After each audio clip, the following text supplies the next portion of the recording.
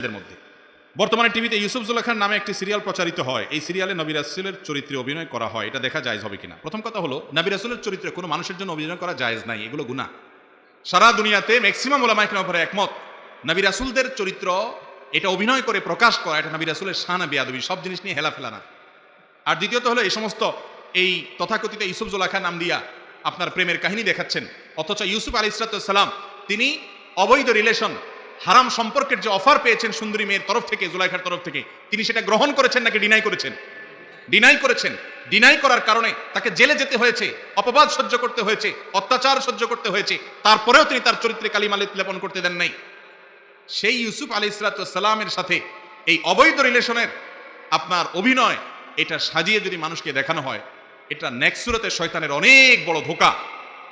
যারা মনে করতেছেন নবীর কাহিনী জানতেছি সেজন্য ইউসুফ জুলাইখা দেখতেছি, তারা এর মাধ্যমে সব তো আল্লাহ মাফ করে হওয়ার প্রশ্নই ওঠে না, বরং কোন কোন ক্ষেত্রে অন্য সিনেমা দেখলে যে গুনাহ হবে তার সাথে এখানে বেশি হওয়ার ভয় আছে। কথা কি বুঝাতে পারছি? একজন নবীর চরিত্র, এটা ফাজলামি করার বিষয় না। দ্বিতীয়ত হলো যে, আপনি নবীর ইতিহাস যদি জানেন, নবীর চরিত্রের ধরনের এখানে কোনো কালিমা দেওয়া হলো না, তারপরেও সেখানে মিউজিক আছে, গান আছে, হারাম যে সমস্ত দৃশ্যগুলো আছে, পর্নারি আছে, সেগুলো আছে না? এগুলোর মধ্যে এগুলো ছাড়া হয় এই সমস্ত সিনেমা?